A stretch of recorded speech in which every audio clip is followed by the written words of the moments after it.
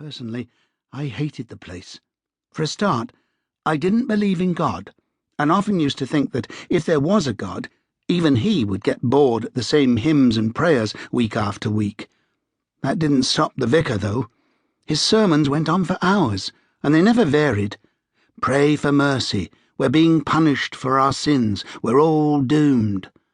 He may have had a point, but I never believed the answer was to be found on my knees on that hard stone floor. The church was also used for village meetings every Wednesday, but we weren't allowed to go to them until we were 16.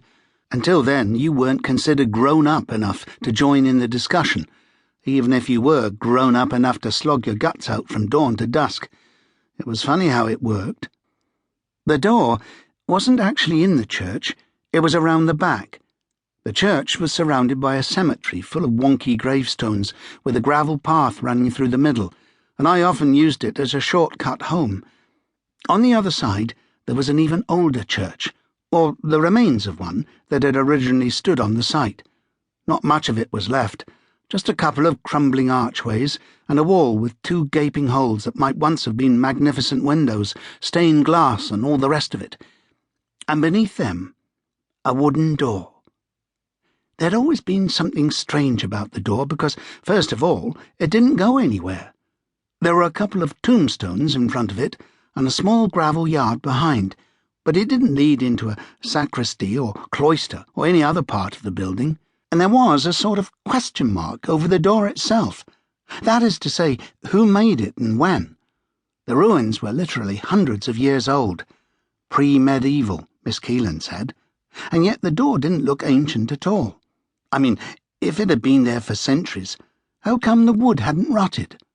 Obviously someone must have replaced it, but Rita, who'd been born in the village, told me it hadn't happened in her lifetime, and that must have been almost a century in itself.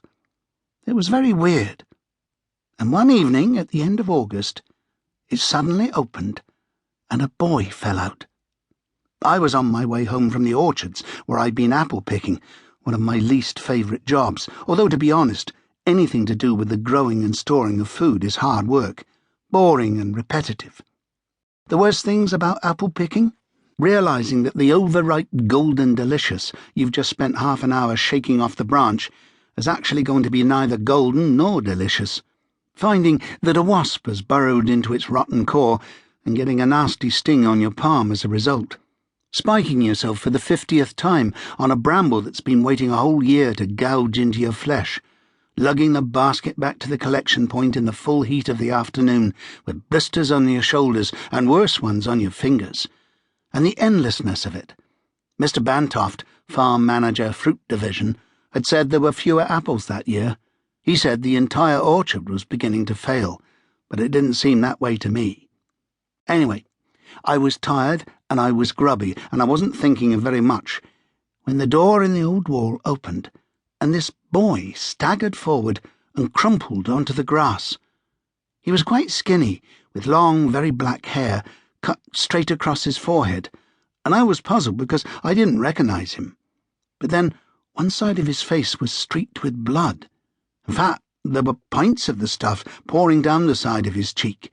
It was dripping onto his shoulder, and his shirt was soaked. I ran over to him and stopped, with my heart pounding, biting on my knuckles, which is what I always do when I'm shocked by something. And here was the thing. I'd never seen this boy. Impossible though it was, I knew at once. He wasn't from the village. He saw me, and his eyes widened, reminding me of a rabbit right before you put an arrow through its throat. He wasn't as badly hurt as I'd first thought. Something had whacked into the side of his head, just above the temple, and he had a nasty cut, but I didn't think his skull was fractured. He was wearing a shirt, jeans and sneakers, and they looked new. He was about as strange as a stranger could be. He didn't even look English. His eyes were as dark as his hair, and there was something about his nose and his cheekbones. It was as if they'd been carved out of wood. "Where am I?" he asked. "You're at the church," I said. It was such an odd question I wasn't sure how to answer. "What church? Where is it?" "The church is called St. Botolph's. It's in the village." The boy